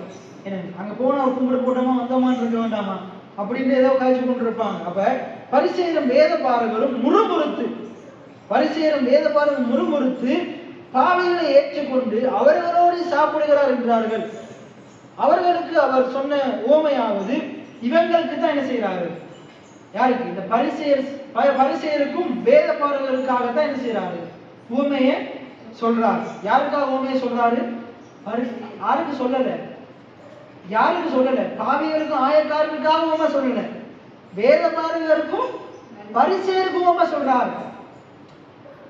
அவங்களுக்கு ஊமை சொல்றாரு. அவங்க நினைச்சிட்டு இருக்காங்க இவங்க தான் ஒதுக்கப்பட்டவங்க, இவங்க தான் காணாம போனவங்க. இதுல காணாம போனவங்க யார் காணாம போனவங்கடா? பரிசேயரும் ஆயக்காரரும் தான் காணாம போனவங்க. யாரு காணாம போனவங்க இல்ல, அவங்க தான் காணாம போனவங்க. ஆயக்காரரும் பாவிகளும் காணாம போனவங்க இல்ல, அவங்க திருப்பி ஆண்டவரில் வந்துட்டாங்க. எத்தனை பேர் ஆமீன் சொல்லுங்க? அவங்க வந்துட்டாங்க, காணாம போனாங்க தான் அவங்க வந்துட்டாங்க. இப்ப யார் காணாம போயிருக்கிறார்? பரிசேயரும் வேத பாரகரும். அப்ப இந்த ஓமையில இப்ப உங்களுக்கு விளங்குதா யாரு காணாம போனவங்க? மூத்த குமார். இளையகுமார் உள்ள வந்துட்டான். பாருங்க இதுல என்ன நடக்குதுன்னு பாருங்க. இயேசு முதலாவது ஆருக்கு உபதேசம் பண்ணினாரு? ஆயக்காரருக்கும் பாவிகளுக்கும். இப்ப ரெண்டாவது யாருக்கு உபதேசம் பண்றாரு? வேதபாரகருக்கும் பரிசேயருக்கும். இந்த ஓமையிலையும் பாருங்க, ஆண்டவர் தகப்பன் வந்து முதலாவது இளையகுமார் வந்தவன கட்டி அணைச்சு அவனுக்கு என்ன செய்யறாரு? மோதிரம் போட்டு சப்பாத்து போட்டு அங்க வஸ்திரம் போட்டு அவனோட பேசிட்டு புறம் 31 வசனத்துல ஆரோட போய் பேசுறாருண்டா மூத்த குமாரனோட போய் பேசுறார். எடுத்து வாசிங்க. லூக்கா 15ஆம் அதிகாரம் 28ஆம் வசனத்தை முதல்ல 27 28 வாசிங்க. அதற்கு அவன் உம்முடைய சகோதரன் பிறந்தார். அவர் மறுபடியும் வாசிங்க. உம்முடைய தகப்பனிடத்தில் வந்து சேர்ந்தபடியினாலே அவருக்கு கொடுத்த கன்றை அடித்தார் என்றார். அவன் வந்து சேர்ந்துட்டான். யாரு? இளையகுமாரன் வந்து சேர்ந்துட்டான். இப்ப 31ஆம் வசனத்தை வாசிங்க. அதற்கு தகப்பன், மகனே நீ எப்பொழுதும் என்னோடு இருக்கிறாய், எனக்குள்ளதெல்லாம் உன்னிடையதாய் இருக்கிறது. உன் சகோதரனுக்கு இவனோ மரித்தான், திரும்பவும் உயிர்த்தான். அப்ப என்ன சொல்றாரு பாருங்க, நீ சேர்ச்சுக்குள்ள தான் இருக்கிற, ஆண்டவரை தேடுற, எல்லா காரியங்களையும் ஈடுபடுற, என்னோட தகப்பனோட தான் இருக்கிற, நீ என்னோட தான் இருக்கிற. ஆனா அவன் காணாம போனா திருப்பி காணப்பட்டுட்டான். ஆனா நீ காணாம நீ உள்ளதான் இருக்கிறன்னு நினைச்சு நீ வெளியே நிற்கிற, நீ தான் காணாம போய் இருக்கிற. அதுல 28ஆம் வசனத்துல நீங்க வீட்டை போய் வாசிச்சு பாருங்க. 28ஆம் வசனத்துல அப்பொழுது அவன் கோபம் அடைந்து உள்ளே போக மனதில்லாத இருந்தான். அவன் வெளியே நிற்கிறான். யார் வெளியே நிற்கிறான்? பரிசேயர்கள் வெளியே நிற்கிறாங்க. அவங்கதான் உள்ள இருந்திருக்கும். உமா இல்லையா? பிரசங்கம் நடந்தா யார் உள்ளே இருக்கணும்? முதலாவது யார் உள்ளே இருக்கணும்? பரிசேயர் ஆயக்காரன் உள்ளதான் இருக்கும். பாவிகள் அவங்க நினைச்சிட்டு இருக்காங்க பாவிகளுக்குலாம் சபை இல்லை. அவங்க பாவிகள் உள்ள வந்தோம், அவங்க எங்க போயிட்டாங்க? வெளியே போயிட்டாங்க. இந்தியா இலங்கை தேசத்துல எல்லாம் இப்படித்தான். சில சபைகள்ல வந்து வேறுபாடு, இந்த ஜனம் அந்த ஜனம், அந்த ஜனத்துக்கு கொண்டு சபை, இந்த சபைக்கு கொண்டு ஒரு சபை, இந்த சாதி இதுகள்லாம் பார்த்து என்ன செய்வாங்க? இப்படி வேறுபாடுகள் வித்தியாசங்கள் இருக்குது. கடந்த காலத்துல இது பேசாலைகளும் இருந்தது. முகாமில் இருக்கிறார்கள், டவுன்ல இருக்கிறார்கள், இப்படி வேறுபாடுகள். ஏழை பணக்காரன் ஆண்டவரத்துல எந்த ஒரு வித்தியாசமுமே இல்லை. இங்கேயும் பாருங்க, பாவிகள் ஆயக்காரன் சர்ச்சுக்கு வந்தோடனே இவங்க என்ன செஞ்சுட்டாங்க? இன்னைக்கு பாஸ்டர் வந்து வாங்க செய்யறவன் குடிகாரனோட போயிட்டு காய்ச்சிட்டு இருந்தா அவன் வீட்டுல போய் வீடு சந்திச்சா இன்னைக்கு மற்றவர்களுக்கு எரிச்சல் போதா. அதனாலதான் யார் வீட்டுக்கு போறதே இல்லை. நான் யார் வீட்டுக்கு போறதே இல்லை. அப்பாவே சொல்லிட்டு போவாதீங்க, நான் போறாரு, அது பிரச்சனை இல்லை, போகலாம். எதிர்காலத்துல நானும் போவேன், ஆண்டவர் நடத்துவார். ஆனா இப்ப போற இல்லை. இப்ப நான் மெயினா இந்த காரியங்களை செய்து கொண்டு இருக்கிறோம். சரி, அப்ப இங்க என்ன நடக்குதுன்னா பாருங்க, அங்க அப்பொழுது அவன் கோபமடைந்து உள்ளே போக மனதில்லாது இருந்தான். தகப்பனோ வெளியே வந்து, தகப்பனுக்கு அந்த அவனும் முக்கியம், ஆறு பாவிகளும் ஆயக்காரனும் முக்கியம், இந்த மதவாதிகள் ரட்சிக்கப்படுறது முக்கியம். எத்தனை பேர் ஆமீன்னு சொல்றீங்க? பாவிகள் அவங்களும் ரட்சிக்க இளையகுமாரன் போயிட்டு அப்படியே நாசமா போகணும்னு விடல, அவனும் திருப்பி என்னண்டையில வரணும். அதே போல உள்ள இருந்து கொண்டே நான் உள்ளதான் இருக்கிறேன், நானும் சர்ச்சுக்கு பரவாம போகணும் நம்பிக்கொண்டு இருக்கிறானே, அவன் என்ன செய்யணும்? அவனும் வெளியே தான் நிற்கிறான். உள்ள இருக்கிறான்னு நினைச்சு வெளியே நிற்கிறான், அவனும் உள்ள வரணும். அதான் தகப்பன்ற உள்ளம், அதான் தேவனுடைய உள்ளம், அதான் இயேசுவனுடைய உள்ளம். இயேசுவுக்கு இந்த இடத்துல யாருக்கு பேசுறாரு? வேதபாரகருக்கும் பரிசேயருக்கும் பேசுறாங்க. என்ன நீ நினைச்சு கொண்டிருக்கிற நீதான் வழியை நிற்கிற, நீ உள்ள வா, வசனத்தை கேளு. என்ன அதில் சொல்லப்படுது பாருங்க, அவன் மனதில் உள்ள வர்றதுக்கு மனதில்லாது இருந்தான். அவன் ஜெபத்துக்கு வர்றதுக்கு, இப்படிப்பட்ட மதவாதிகளுக்கு தான் ஜெபத்துக்கு வர்றதுக்கு மனம் இருக்காது, ஜெபிக்கிறதுக்கு மனம் இருக்காது, வேதத்தை படிக்கிறதுக்கு எங்களுக்கு எல்லாமே தெரியும், இதுக்கு மேல என்ன வசனம் கேட்க எங்களுக்கு எல்லாம் தெரியும், எங்களுக்கு எல்லாம் தெரியும். அவங்களும் கேட்க மாட்டாங்க, கேட்கிற ஆட்களையும் விட மாட்டாங்க. சரி, அப்ப உள்ளே வர மனதில்லாது இருந்தா, அவன் கோபம் அடைந்து உள்ளே வர மனதில்லாது இருந்தான். தகப்பனோ வெளியே வந்து அவனை வருந்தி அழைத்து என்ன செய்யறாரு, தயவு செய்துள்ள வாண்டு வருந்தி அழைக்கிறார். என்ன அவன் தகப்பனுக்கு பிரதித்திரமாக, இதோ இத்தனை வருஷ காலமாக பாருங்க, அந்த லூக்கா 12ஆம் அதிகாரத்துல அந்த பரிசேயன் பேசுற மாதிரி பேசுறான். இது அப்ப இது அவங்களுக்கு தானே சொல்றாரு, பரிசேயனுக்கு தானே சொல்றாரு. அவன் தன்னுடைய சுயநீதியை பேசுறான், தன்னுடைய சுயநீதியை பேசுறான். இப்ப நீங்க இவங்களை கேட்டு பாருங்க, சில ஆட்களை விசுவாசிகளை கேட்டு பாருங்க, நாங்க இத்தனை வருஷம் பெரிய பெரிய ஆட்களா இருக்கிறோம், சேர்ச்சில் ஊழியம் செஞ்சிருக்கிறோம், அதை செஞ்சிருக்கிறோம், இதை செஞ்சிருக்கிறோம், இப்படி செஞ்சிருக்கிறோம், ஏன்னா நீங்க ஆரம்பத்தில் வரும்போது இதை செஞ்சிருக்கோம், அதை செஞ்சிருக்கோம், அவங்களோட செயல்களை மேன்மைப்படுத்துவாங்க. ஆனா கர்த்தர் என்ன செய்தார், கர்த்தர் ஊழியக்காரனை கொண்டு எவ்வளவுலாம் போதிச்சார், எப்படிப்பட்ட ரீதியிலாம் ஆண்டவரிலிருந்து தூக்கி எடுத்து அதை பேச மாட்டாங்க. நாங்க இந்த சபைக்காக இது செஞ்சிருக்கிறோம், அது செஞ்சிருக்கிறோம், அப்படி புரட்டி இருக்கிறோம், இப்படி பதட்டி இருக்கிறோம், அதைத்தான் பேசலாம் பாருங்க. என்ன இதோ நான் இத்தனை வருஷ காலமாய் நான் உங்களுக்கு ஊழியம் செய்து, பாஸ்டர் நீங்க அதெல்லாம் மறந்துட்டீங்க, இத்தனை வருஷமா நான் உங்களோட கூட என்ன அப்படி பேசிட்டு இருப்பாங்க. என்ன இத்தனை வருஷ காலமாய் ஊழியம் செய்து ஒரு காலம் உம்முடைய என்ன கற்பனைகளை என்ன மீறாதிருந்தும் என் சிநேகிதரோடு நான் சந்தோஷமா இருக்கும்படி நீர் ஒரு காலம் எனக்கு ஒரு ஆட்டுக்குட்டியாவது கொடுக்கவில்லை, ஆட்டுக்குட்டியாவது கொடுக்கவில்லை. வேசிகளிடத்தில் நம்முடைய ஆஸ்தியை அழித்து போட்ட நம்முடைய குமாரனாகி இவன் வந்தவுடனே கொளுத்து கன்றை இவனுக்காக அடிப்பித்தீரே. என்ன இவனுக்கு ஒரு ஆட்டுக்குட்டி கொடுக்கல, அவனுக்கு கொடுத்த கன்று கொடுத்தது அவனுக்கு பிரச்சனை. அப்ப இந்த மதவாதிகள் ஏதாவது கிடைக்கும் என்ற நோக்கத்தோடு வருகிறவர்கள், தங்களுக்கு மரியாதை கிடைக்கணும், இப்படிப்பட்ட விசுவாசிகள் எழுதுக்கு செஞ்சுக்கு வர்றாங்க, தங்களுக்கு பேர் புகழ் கிடைக்கணும், மரியாதை கிடைக்கணும். எங்களை நாங்கள் நிறைய வருஷம் வந்ததால எங்களுடைய கிரியைகளை பார்த்து, எங்களுடைய செயல்களை பார்த்து, நாங்கள் நிறைய வருஷம் வர்றதால, நிறைய செய்யறதால, கடவுளுக்கு ஊழியத்துக்கு நிறைய காரியங்கள் செய்யறதால எங்களை மட்டும் மதிக்கும். தற்பெருமை, அவங்களுக்கு சுயநீதியும் தற்பெருமையும் கொடுத்து போய் கிடக்குது. எனது சுயநீதியும் தற்பெருமை. இன்றைக்கு இப்படிப்பட்டவங்க ஒவ்வொரு திருச்சபைக்குள்ளையும் இருக்கிறாங்க. இவங்க மதவாதிகளா இருக்கிறாங்க, சுயநீதி தற்பெருமையை பேசுகிறார்களா இருக்கிறாங்க. இவங்க பேசுகிற தற்பெருமை என்னது, எங்களை இயேசு கிறிஸ்து எங்களை உயர்ந்த இடத்துல வைக்கும், எங்களை மேலா பார்க்கணும். இன்னைக்கு இப்படிப்பட்ட விசுவாசிகள் என்ன செய்யறாங்க, எங்களை மேல பார்க்கணும், எங்களை தான் எப்பயும் புகழ்ந்து பேசணும், எங்களுக்கு முன்னுரிமை கொடுக்கணும் அப்படின்னு எண்ணம் உடையவங்களா இருக்கிறாங்க, தற்பெருமை உடையவங்களா இருக்கிறாங்க. சுயநீதி, இதுதான் என்னது சுயநீதி. அப்ப அப்படியே யாருக்கு கற்பிக்கிறாரு, மூத்த குமாரனுக்கு கற்பிக்கிறது போல யாருக்கு கற்பிக்கிறாரு, மூத்த குமாரனுக்கு சொல்றது போல யாருக்கு உண்மையை சொல்றாரு, பரிசேயர் வேத பாரகர்களுக்கு சொல்றாங்க. அவங்க உள்ள வர வசனத்துக்கு உள்ள வராம அவங்க வெளியே நின்று கொண்டு வந்த பாவிகள் ஆயக்காரனை பத்தி குறவேசி கொண்டிருக்கிறாங்க.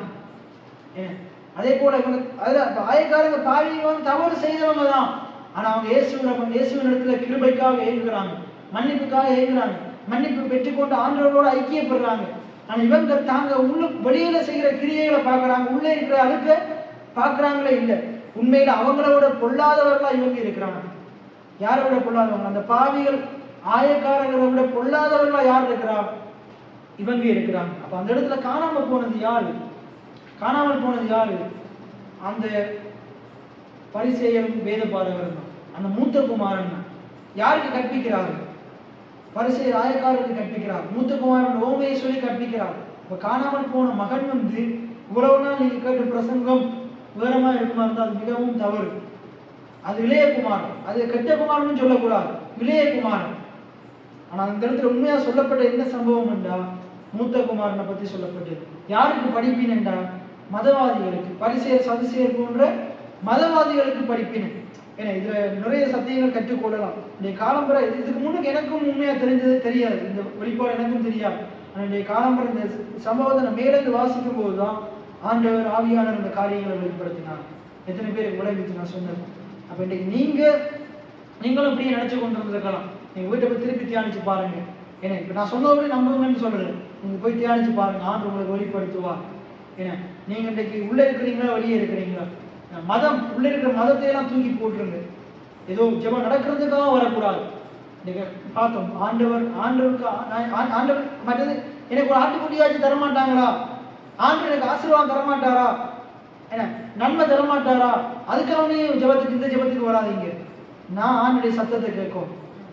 இவங்க இந்த பாவிகள், இந்த ஆயக்காரன் பாவி என்னத்துக்கு வந்தாங்க? வசனத்தை கேட்க வந்தாங்க. என்னத்துக்கு வந்தாங்க? வசனத்தை கேட்க வந்தாங்க. ஏசு ஞானஸ்தானப்பட்டு வெளியே வந்தவொடனே என்ன செஞ்சாரு? பிதாவோட சத்தம் கேட்டார். என்ன கேட்டாரு? பிதாவோட சத்தம் கேட்டார். இன்றைக்கு ஆண்டவர் நம்ம பாவிகளா தான் இருந்தோம், துரோகிகளா தான் இருந்தோம். ஆண்டவருடைய ரத்தத்தினால கழுவி நம்ம நீதிமான மாற்றிட்டார், நீதிமானன்னு சொல்லிட்டார். இன்னும் நம்மளுடைய நீதிமான அவர் மாற்றிட்டார். இப்ப நாங்க சுயநீதியை பேசவே முடியாது. ஏன்னா நாங்க நீதிமானானது எங்களுடைய கிரியையினால் அல்ல. இப்ப இவங்க பரிசேயர் சதுசேயர் தங்களை நீதிமான் சொல்றாங்க. அவங்களுடைய கிரியை. அவங்க என்ன செய்யறாங்க?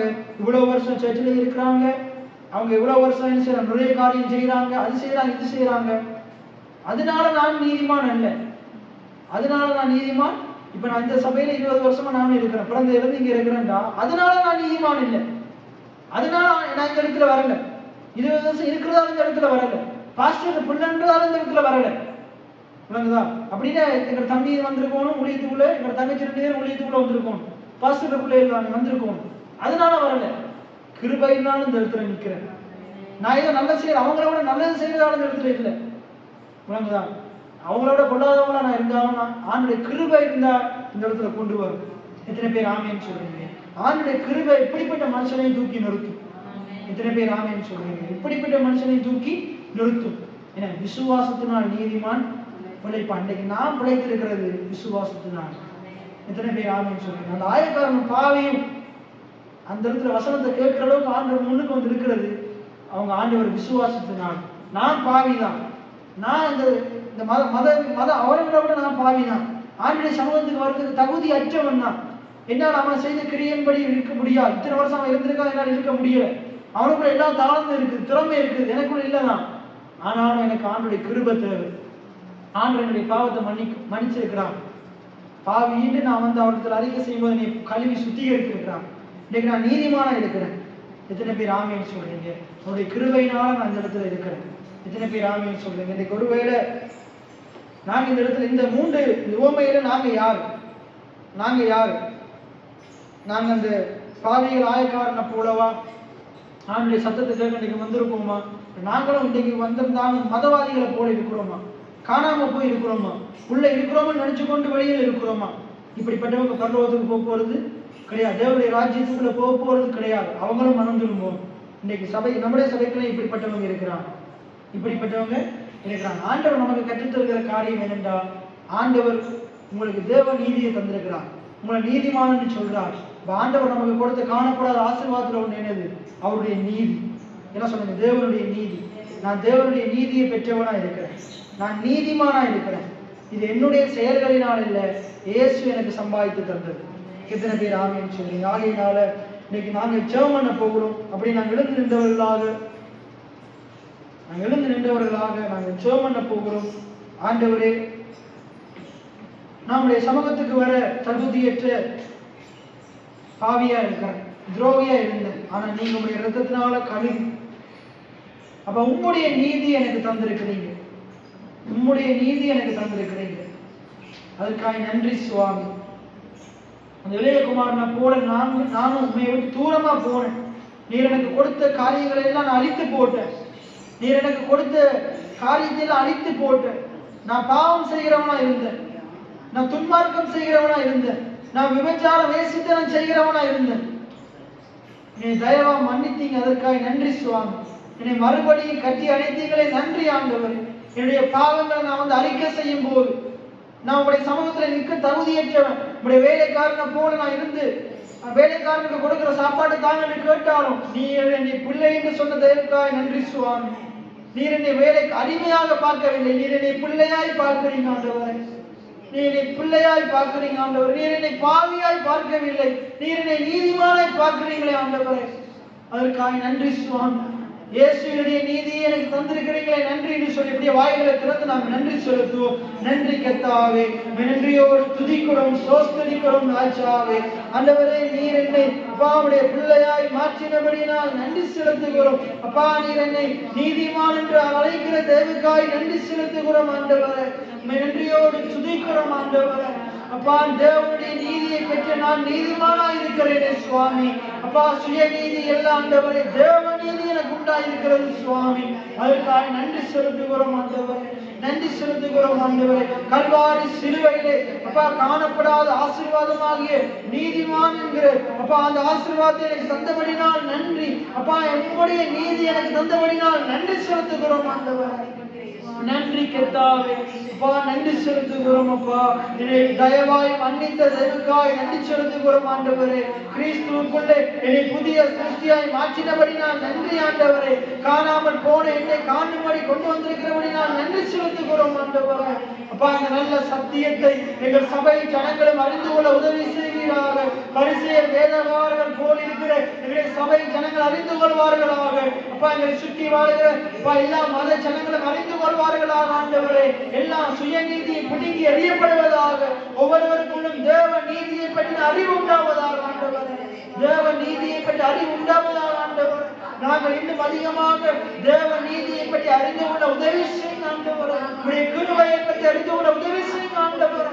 விசுவாசத்தை பற்றி அறிந்து கொள்ள உதவி செய்கிறார் ஆண்டவரே. அப்படியே செய்ய போகிற தேவனுக்காய் நன்றி செலுத்துகிறோம் ஆண்டவரே. அப்பா, நீங்க கொடுத்த இந்த மாபெரும் சலாக்கியத்துக்காக, தயவுக்காக, கிருபைக்காக நன்றி செலுத்துகிறோம் ஆண்டவரே. நன்றியோடு துதிக்கிறோம் சுவாமி, சோஸ்தரிக்கிறோம் ஆண்டவரே. இவ்வளவா எங்களை உயர்த்தி வைத்திருக்கிறீங்களே அப்பா, அதற்காக நன்றி ஆண்டவரே. இவ்வளவு பெரிய கிருபையை எங்களுக்கு தந்திருக்கிறீங்களே ஆண்டவரே, அதற்காக நன்றி செலுத்துகிறோம் அப்பா. நன்றியோடு துதிக்கிறோம், சோஸ்தரிக்கிறோம் ஆண்டவரே. நன்றி செலுத்துகிறோம் ஆண்டவரே, நன்றி செலுத்துகிறோம் தகப்பனே. நல்ல ஆண்டவரே, அருமையான ஆசீர்வதிக்கப்பட்ட இந்த நல்ல மாலை வேளைக்காய் நன்றி செலுத்துகிறோம். உடைய பிள்ளைகளாக ஆண்டவரே, இப்ப இந்த வருடத்திலே ஆண்டவர் இந்த 11 மாதம் அளவும் அப்பா அந்த விசேஷமாக இந்த செவ்வாய்க்கிழமை பைபிள் ஸ்டடியில அநேக விஷயங்களை நீர் எங்களுக்கு பிரயோஜனமானதாக எங்களுக்கு போதித்தீங்களே ஆண்டவரே. அதை நாங்கள் கேட்க எங்களுடைய செவிகளை திறந்து கொடுத்தபடிதான் நன்றி. எங்களுடைய ஆவிக்குரிய மனக்கண்களை திறந்து கொடுத்தபடிதான் நன்றி செலுத்துகிறோம். தொடர்ந்து இந்த கூட்டங்களை நீங்க ஆசீர்வதிங்க ஆண்டவரே. நீர் எங்களுக்கு எங்களோடு பேசணும் நாங்கள் கேட்கிறோம் ஆண்டவரே. நீங்க எங்களுக்கு சத்தமுடைய நாங்கள் கேட்கிறோம் ஆண்டவரே.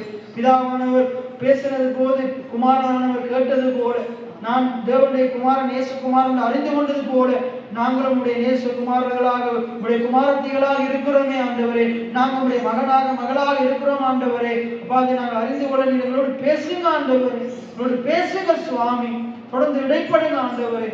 தொடர்ந்து இந்த செவ்வாய்க்கிழமையிலே விசுவாசத்தினாலே நீதிமான் பிழைப்பான் என்று அந்த செய்தியை கேட்டு வருகிறோம் ஆண்டவரே. காணப்படாத காரியத்தின் மேல் நிச்சயமா இருப்பதை விசுவாசம் என்று வேதவசனம் சொல்லுகிறது. நாங்கள் நீதிமான் என்கிற காரியம் நீர் சொல்லியிருக்கிறபடினால் நாங்கள் நீதிமான் என்று நாங்கள் நிச்சயத்திருக்கிறோம் ஆண்டவரே. எந்த பிசாசும் எந்த சோதனையை கொண்டு வந்து நீ பாவி என்று சொன்னாலும், நீ இதை செய்தால் தான் நீதிமான் என்று சொன்னாலும் நாங்கள் அதை ஏற்றுக்கொள்ள போகிறது கிடையாது. ஏனென்றால் நீர் எங்களை பார்த்து நீதிமான் என்று சொல்லியிருக்கிறபடினாலே நாங்கள் நீதிமானா இருக்கிறோம். குமாரன் அவருடைய நீதி எங்களுக்கு கொடுத்திருக்கிறபடினாலே நாங்கள் நீதிமானா இருக்கிறோம் சுவாமி, நீதிமானா இருக்கிறோம் ஆண்டவரே. அதே போல ஆண்டவர் இந்த சத்தியத்தை எங்களுடைய சபை ஜனங்கள் அறிந்து கொள்ள உதவி செய்கிறார்கள். இந்த சபையிலே மதத்துக்காக பாரம்பரியத்துக்காக பின்பற்றுகிறவர்கள் சத்தியத்தை அறிந்து கொள்வார்களாக.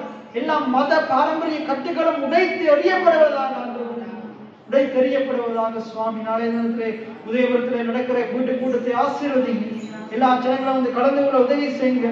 சத்தியத்தை அமர்ந்திருந்து கேட்க உதவி செய்யுங்க ஆண்டவரே. அதே போல வியாழன் வெள்ளி நடக்கிற சனி நடக்கிற கூட்டங்களை உடைய கரத்திலே தருகிறோம். நீர் பொறுப்படுத்தி நடத்துவீராக சுவாமி. அந்த கூட்டங்கள் எல்லாம் ஆசீர்வதிக்கப்படுவதாக ஆண்டவரே. தகப்பனே, வந்திருக்கிற ஒவ்வொரு பிள்ளைகளையும் பேர் பேராய் நம்முடைய கருத்திலே தருகிறேன். அந்த பிள்ளைகள் போதித்த வசனங்களை கேட்டிருக்கிறார்கள். அதன்படி இந்த பிள்ளைகள் பேச, அதன்படி அறிக்கை செய்ய, அதன்படி ஆண்டவரை வாழ உதவி செய்கிறார்கள். இந்த பிள்ளைகள் நீதிமானாய் இருக்கிறபடினாலே நீதிக்கு ஏற்றபடி நடப்பார்களாக. பாவத்தை வெறுத்து பரிசுத்தமாய் வாழ்வார்களாக. இயேசுவுக்காக பாவத்தை உதறி தள்ளிவிடுவார்களாக ஆண்டவரே. இந்த செய்தியை ஆண்டவரே அநேகருக்கு சொல்லுவார்களாக ஆண்டவரே. இந்த பிள்ளைகளுடைய தொழில் வளங்கள் கையின் பிரயாசங்களை ஆசீர்வதிங்க. அவர்களுக்கு தேவையான காரியங்களை நீங்க கொடுப்பீராக. இந்த பிள்ளைகளுடைய ஜெபங்கள் விண்ணப்பங்களுக்கு எங்க ஆண்டவர் கேட்டு மறு உத்தரவு கொடுப்பீராக. ஆண்டவரே, இந்த பிள்ளைகள் தொடர்ந்து உங்களுடைய பாதத்தில் வந்து அமர்ந்திருப்பதை, உங்களுடைய ஆலயத்துக்கு வருவதை தெரிந்து கொள்ளத்தக்கதாக இந்த பிள்ளைகளுக்கு நீங்க உதவி செய்ய வேண்டும்படியா ஜெபிக்கிறோம். எல்லா பலவீனங்கள் எல்லாவற்றையும் நீக்கி போட்டு உற்சாகம் உள்ள ஆவியை கொடுப்பீராக. ஆண்டவரே, இந்த பிள்ளைகளுடைய பிள்ளைகளும் ஆசீர்வதிக்கப்பட்டிருப்பார்களாக. ஆண்டவர், இன்றைக்கு இந்த நாளிலுமாய் அப்பா நாங்கள் நீதிமான் என்ற சத்தியத்தை எங்களுக்கு காண்பித்த தேவனுக்காய் நன்றி செலுத்துகிறோம். உங்களை தாழ்த்தி உயர்த்தி ஆண்டவராய் இயேசுவின் நாமத்தினால் ஜெபம் எடுக்கிறேன் என் ஜீவனுள்ள நல்ல பிதாவே, ஆமென். என் ஆத்துமாவே கர்த்தரை சோஸ்தரி, என் முழு உள்ளமே கர்த்தருடைய பரிசுத்த நாமத்தை சோஸ்தரி. என் ஆத்துமாவே கர்த்தரை சோஸ்தரி, கர்த்தர் செய்த சகல உபகாரங்களை மறவாதே. ஆமென். கர்த்தர் உங்களை ஆசீர்வதிப்பாராக.